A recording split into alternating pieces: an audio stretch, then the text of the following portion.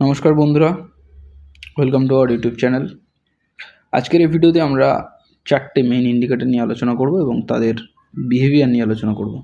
First আমরা আলোচনা করব নিফটি নিয়ে, যেটা আপনারা দেখতে পাচ্ছেন। সেকেন্ড বিটিসি, থার্ড গোল্ড এবং ফোর্থ আমরা আলোচনা করব ইথেরিয়াম নিয়ে। তো এই চারটে জিনিস নিয়ে আলোচনা করছি। আপনাদের যদি মনে হয় যে না আপনারা আরও কিছু নিয়ে শুনতে চান, তাহলে অবশ্যই ভিডিওতে কমেন্ট করে জানাতে পারেন, আমরা নেক্সট ভিডিওতে সেগুলো নিয়ে আসার চেষ্টা করব। তো নিফটির আপনারা দেখতে পাচ্ছেন নিফটি 50-র উইকলি চার্ট নিয়ে আমরা আলোচনা করছি। এখন আজকে সানডে, মার্কেট বন্ধ। তো নিফটির চার্ট নিয়ে, উইকলি চার্ট নিয়ে যদি আমরা আলোচনা করি, তাহলে দেখতে পাবো নিফটি ফার্স্ট এই যে একটা রেজিস্ট্যান্স লাইন আপনারা দেখতে পাচ্ছেন, রেড কালারের একটা লাইন দেখতে পাচ্ছেন। এই রেজিস্ট্যান্স লাইনে এসে নিফটি প্রথম টাচ করেছিল অ্যারাউন্ড জুলাই মাসের দিকে গত বছর, এবং এখানে টাচ করার পরে নিজের প্রথম টপ লাগায়। তারপরে যখন টপ থেকে ফার্স্ট দেখুন আপনি বড় ক্যান্ডেলটা যেখানে দাঁড়ায়, তার এন্ডও কিন্তু এই রেজিস্ট্যান্স লাইনে হয় এবং এখানে একটা সাপোর্ট নেওয়ার চেষ্টা করে। প্রথমে এখানে রেজিস্ট্যান্স হয়, তারপরে এখানে সাপোর্ট নেওয়ার চেষ্টা করে। তো এখন তারপরে মার্কেটে বড় পতন আসে এবং নিফটি অনেকটা পড়ে। তারপর ধীরে ধীরে আবার সেই রেজিস্ট্যান্স লাইন, গত বছরের সেই রেজিস্ট্যান্স লাইন, যে রেজিস্ট্যান্স লাইনে এসে নিফটি এখন স্ট্রাগল করছে। আমি এটাকে ঠিক স্ট্রাগল বলবো না, তার কারণ গ্লোবাল সিনারিও আপনারা যদি দেখেন, গ্লোবাল মার্কেটের সিনারিও যদি আপনারা দেখেন, তাহলে বুঝতে পারবেন গ্লোবাল মার্কেটের কন্ডিশন খুব খারাপ। চারিদিকে শুধু ওয়ারের কন্ডিশন। তো সেই সময় স্টক মার্কেট অবভিয়াসলি পারফর্ম খুব একটা ভালো করবে, যে সে এক্সপেকটেশন করাটাও আমাদের ভুল। তো সেই সিচুয়েশনে দাঁড়িয়ে আমরা যদি এখন নিফটির চার্টে দেখি, তাহলে দেখতে পাবো নিফটি একটা সুন্দর একটা হারামি ক্যান্ডেল বানানো হয়েছে।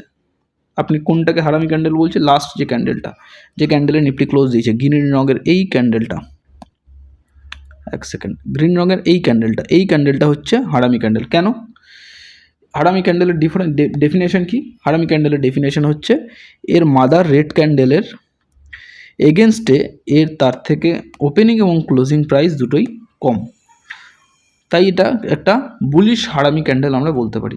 এই হারামি ক্যান্ডেলটা হয়েছে, তো এই হারামি ক্যান্ডেলটা বুলিশ বিয়ারিশ নয়, এটা একটা সাইডওয়েজ ক্যান্ডেল। এটা কোনো বুলিশ বা বিয়ারিশ ইন্ডিকেশন আমাদেরকে দেয় না।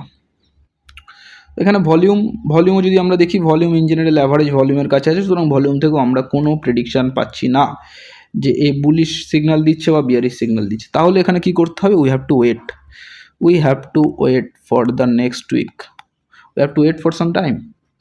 এই যে একটা জোন আমরা দেখছি 24,500 থেকে 25,000-এর মধ্যে, এই জোনের ব্রেকআউট হচ্ছে, নেক্সট উইকে না ব্রেকডাউন হচ্ছে, এটা আমাদেরকে দেখতে হবে।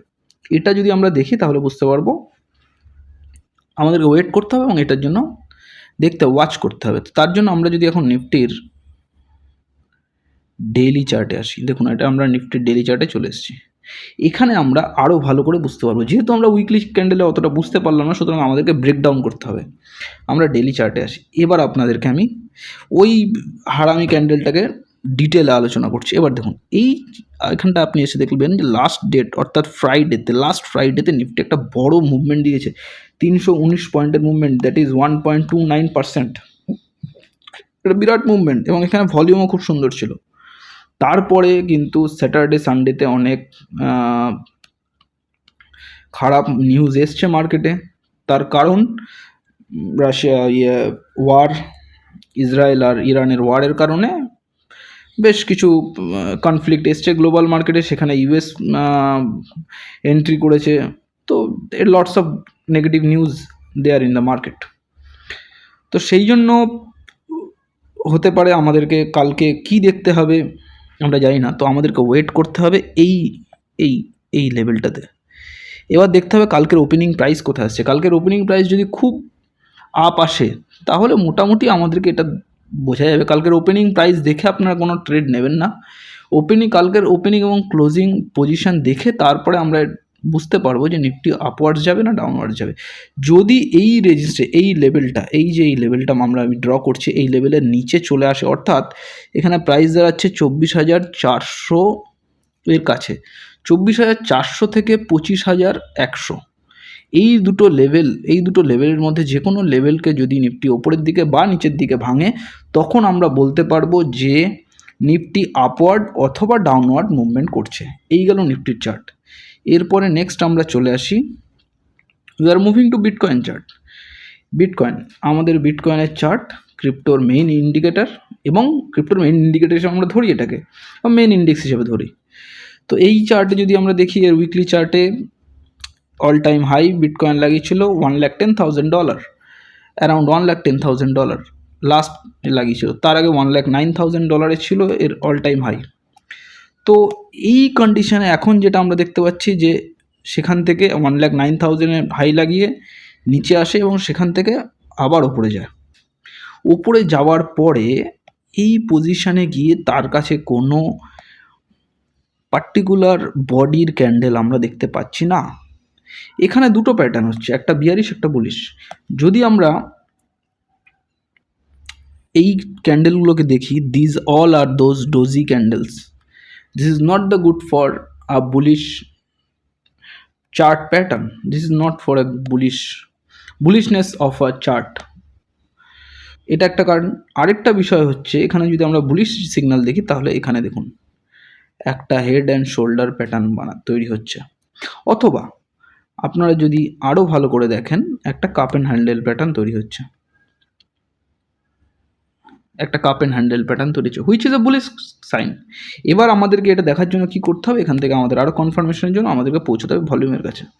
ভলিউম বলছে এই যে ডোজি ক্যান্ডেলগুলো আমাদের তৈরি হয়েছিল, এই ডোজি ক্যান্ডেলগুলো, এই যে ডোজি ক্যান্ডেলগুলো দুটো ভলিউম আমাদের রয়েছে, এরা কিন্তু খুব কম।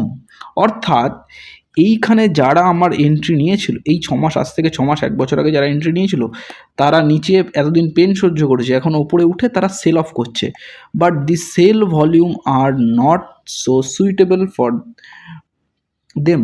অর্থাৎ সেলের একটা প্রেশার আছে, কিন্তু তার ভলিউম কিন্তু অনেক কম। অর্থাৎ সেলিং প্রেশার খুব বেশি দিন সাস্টেইন করবে বলে মনে হচ্ছে না চার্টটা দেখে।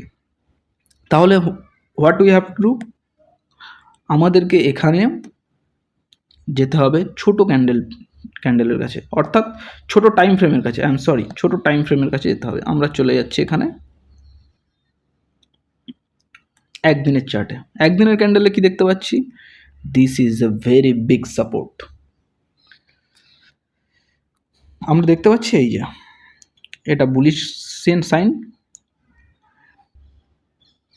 Up sustain, up sustain, up sustain, up, তারপরে ডাউন ট্রেন্ডের দিকে একটু যাচ্ছিল, দিয়ে এখানটায় সাপোর্ট না হয়েছে, এখানটায় সাপোর্ট নিয়ে আবার আপ হয়েছে, আবার ডাউন হয়ে এখানে রিটেস্ট হয়েছে।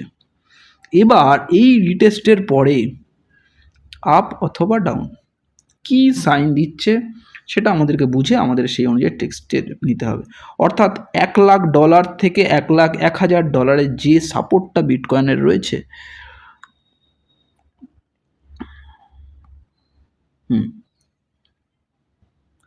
$1,00,000 যে সাপোর্টটা রয়েছে, 1,00,000 বা 1,10,000,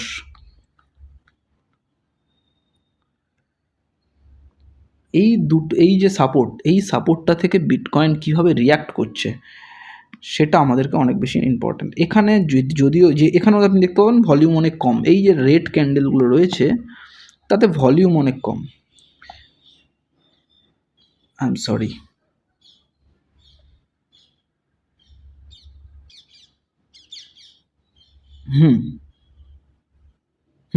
রেড ক্যান্ডেলের ভলিউমগুলো অনেক কম।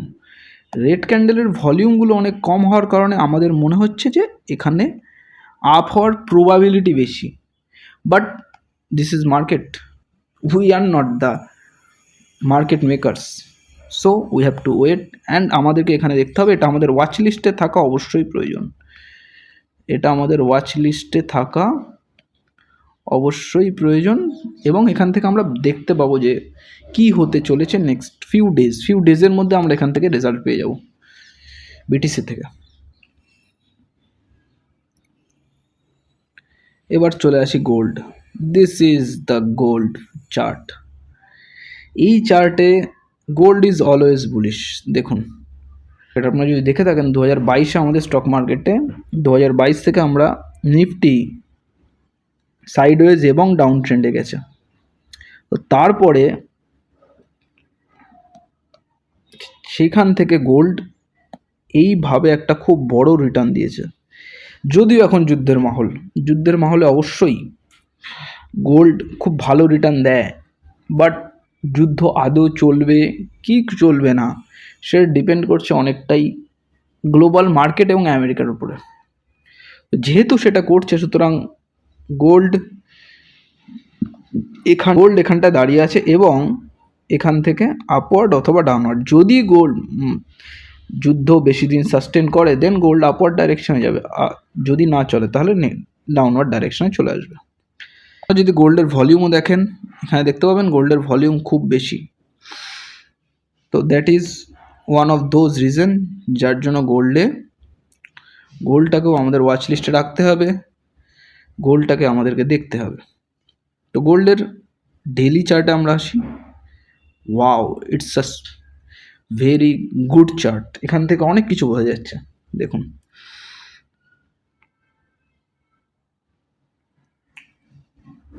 গোল্ডের বিয়ারিশ সাইন হলো, আবার এই যে ওপরের দিকে যাচ্ছে। এই যে অল টাইম হাই গোল্ড বানিয়েছে, এর পরে গোল্ডে কি হবে?